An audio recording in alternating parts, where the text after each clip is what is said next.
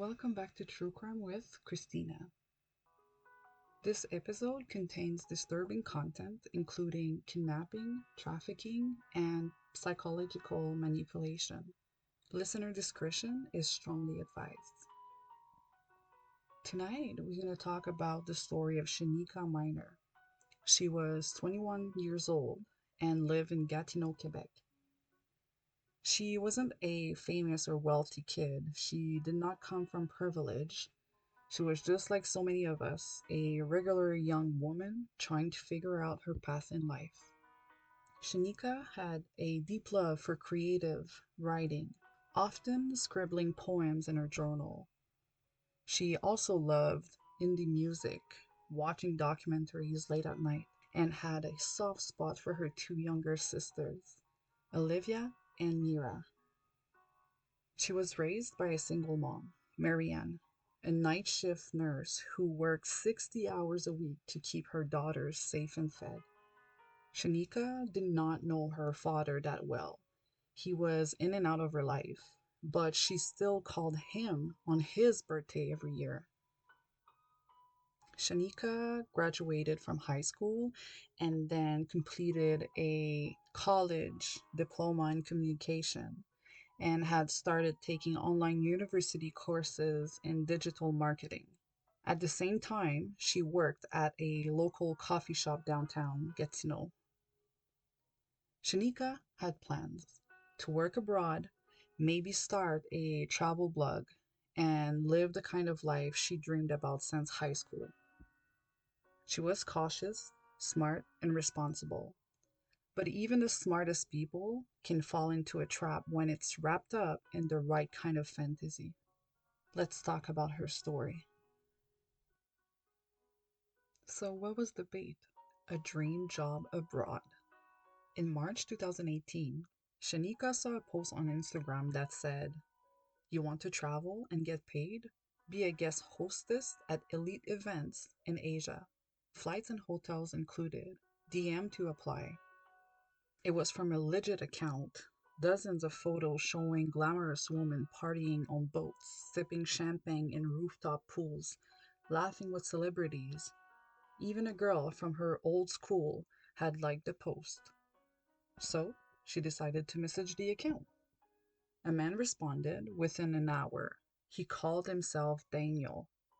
His profile had photos of him traveling to Dubai, Singapore, Thailand. He told Shanika he was a talent manager for VIP events and she looked perfect for a short term contract in Bangkok. It was simple: work a few private events, help coordinate guests, and enjoy the city. She would be paid $3,000 USD with her plane ticket, hotel, and meals all covered. It was a total dream. When she asked if she could bring a friend, he said she could but needed to keep it quiet. It was a private invite only experience. Within days, he emailed her a flight itinerary, a PDF contract to sign, and a packing list. None of it raised alarms. The documents looked real, the airline confirmation number worked. The contract even included a clause for safe transportation and lodging. It was almost professional enough to fool a lawyer.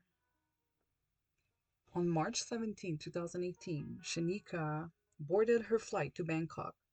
It was her first time leaving Canada. Her last message to her mom was, "Just landed, I'm good, gonna rest, love you."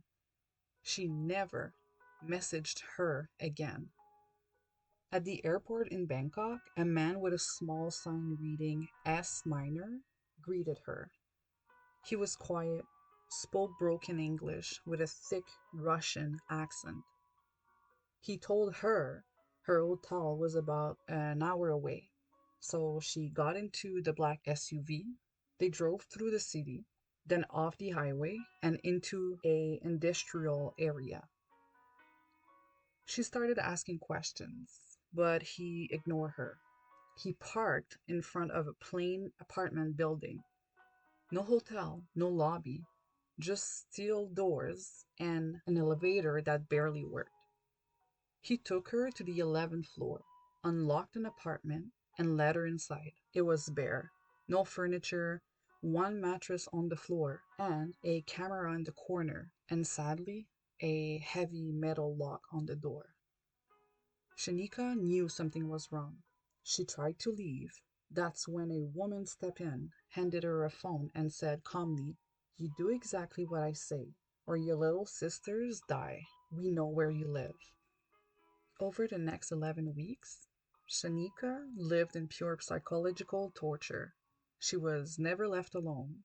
She was watched by the cameras and by a woman named Inisa, who acted as her handler. She was injected with sedative, gave her drugs, and they fed her just enough so she could stay alive.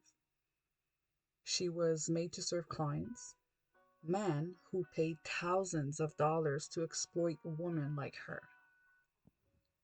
According to the United Nations Office on Drugs and Crime, human trafficking generates over 150 billion USD annually.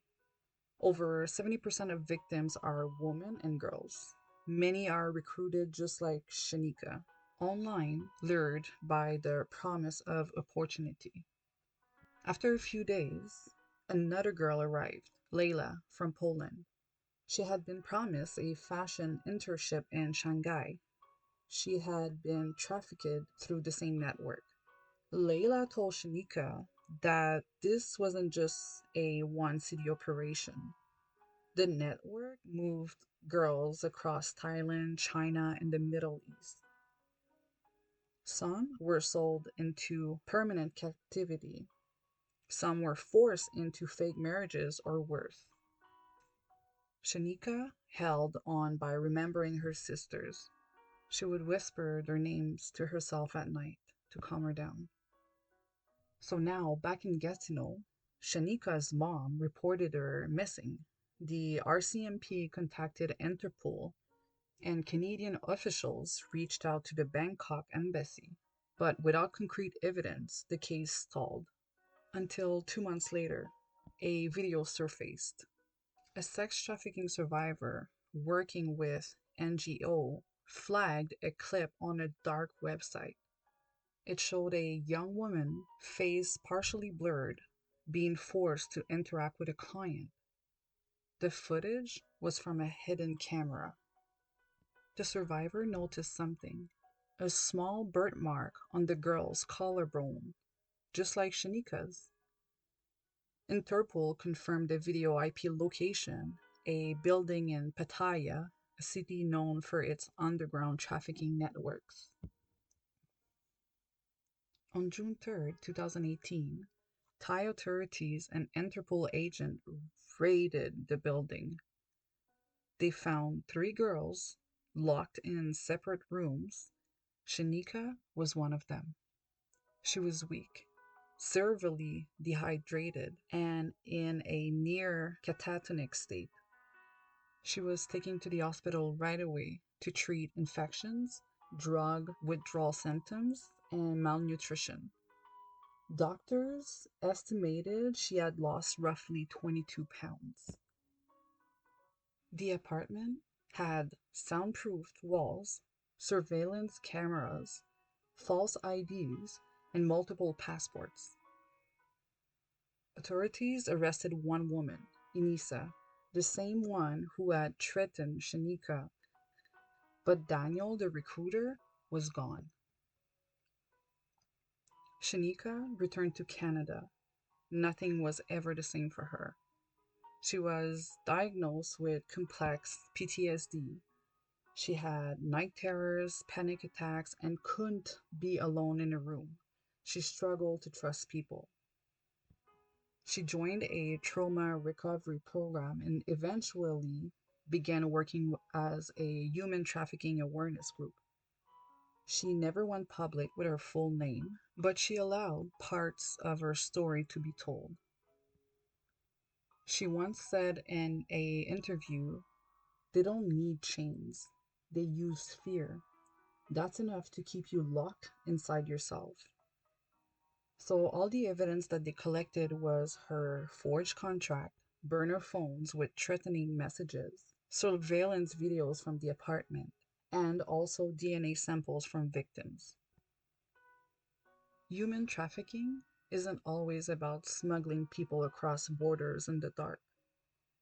Sometimes it starts with a DM, a fake opportunity, a pretty picture, and then, in a blink of a second, someone vanishes.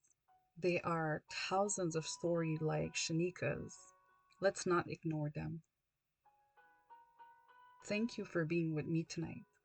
Until the next episode, be safe, be smart, and always keep an eye open.